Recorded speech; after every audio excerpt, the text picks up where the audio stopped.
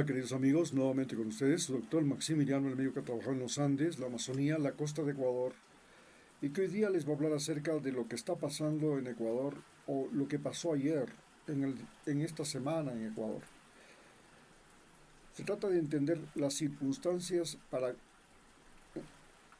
poder darnos cuenta de la dimensión del problema que vive este país sudamericano,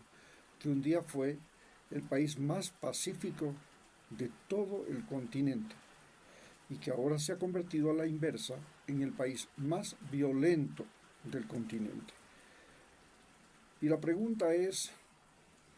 ¿dónde se origina el problema? La pregunta, aparentemente el problema se origina en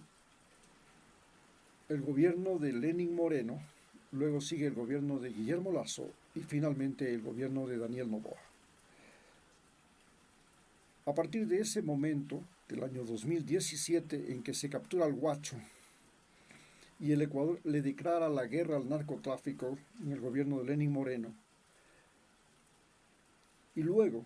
cuando viene la pandemia, y la pandemia destroza la economía de Ecuador y finalmente convierte a Estados Unidos y a Europa en territorios que enloquecen por la cocaína, que pagan cantidades monstruosas. Nosotros, los ecuatorianos, pasamos de un tiempo de paz a un tiempo de violencia que jamás en nuestra historia llegamos a tener. El centro del problema aparentemente se encuentra en Guayaquil. ¿Y cómo Guayaquil se convirtió en el centro del problema? Bueno, vale señalar que Guayaquil ya desde el tiempo de los españoles, estamos hablando de hace 500 años, era el puerto más importante en Sudamérica del Imperio Español,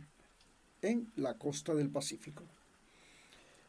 Cuando llegó el Canal de Panamá, Guayaquil adquirió una importancia aún mucho mayor por ser el puerto más cercano de Sudamérica al Canal de Panamá, antes de que se llegara a desarrollar exitosamente el puerto de Buenaventura, en Colombia. Bien, pero tras la caída de la Unión Soviética, las fuerzas irregulares de campesinos que hacían la guerra civil en Colombia, como las FARC, las Autodefensas Unidas de Colombia, o el Frente de Liberación Nacional y otros más, se vieron en el gran problema de que no tenían recursos económicos porque el fin de la Unión Soviética en 1992 significó también el fin del financiamiento de sus armas, inclusive de financiamiento extra para sus actividades beligerantes. Cuba dejó de ser el principal proveedor de recursos para las FARC y esto llegó a convertirse en un gran problema para la guerrilla, que tomó la decisión primero de sobrevivir a partir de la extorsión y secuestros. Luego encontró la forma de financiarse mediante el narcotráfico, cuando Pablo Escobar precisamente pagó al M-19 para que destruyeran todos los archivos que existían sobre él en la Corte Suprema de Colombia, de Bogotá, inclusive quemando aquella Corte Suprema en la que murieron no solamente policías, guerrilleros, sino también jueces. Desde ese momento, el narcotráfico pasó a financiar la actividad guerrillera. Y esto no solamente significó que Ecuador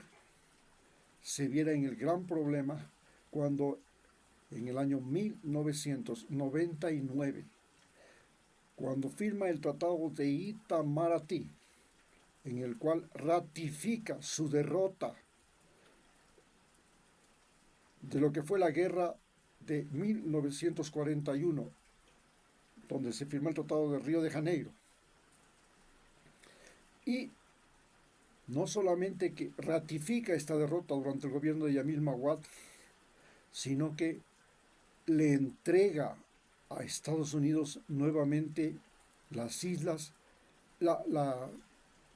base militar, le entrega a Estados Unidos una base militar en Manta. En ese momento, Estados Unidos comienza a extender y a tener numerosas bases militares en Colombia y Perú y ahora en Ecuador. Y para poder justificar la existencia de aquellas bases militares,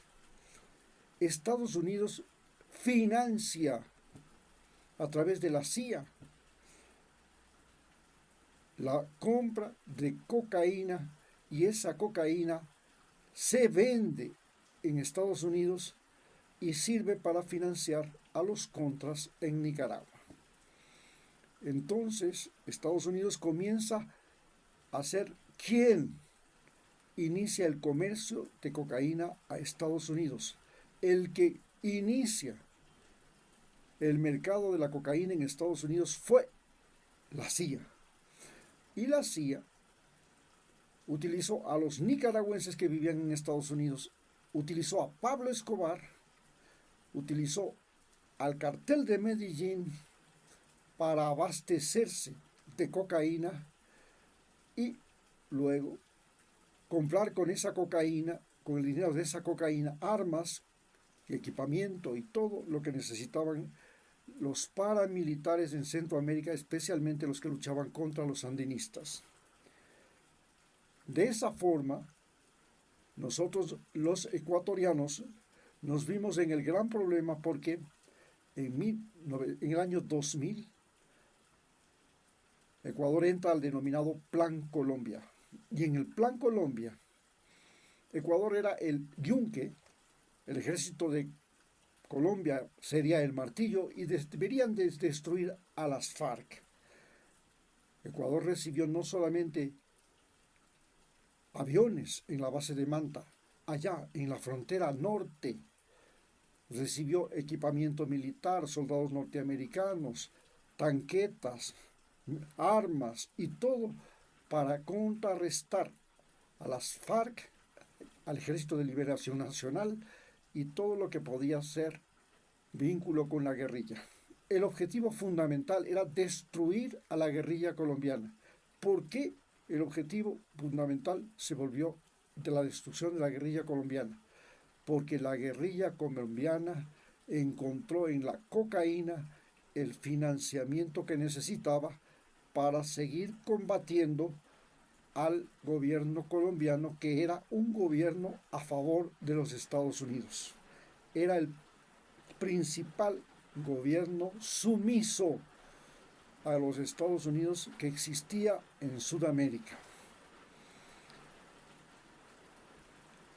Colombia se convirtió en un gobierno sumiso a los Estados Unidos desde el mismo momento en que perdió el canal de Panamá, perdió Panamá, y los Estados Unidos no solamente que le quitaron Panamá, sino que financiaron una guerra civil dentro de Colombia entre liberales y conservadores, y luego de esta guerra civil entre liberales y conservadores nació la actual guerra civil colombiana, que es una guerra entre campesinos y ricos y millonarios de Colombia. La guerra entre campesinos y millonarios de Colombia es esencialmente por la tierra, pero los millonarios de Colombia se aliaron con Estados Unidos y de ahí nació todo el problema que vive Ecuador, el narcotráfico, porque el narcotráfico pasó a ser el principal recurso no solamente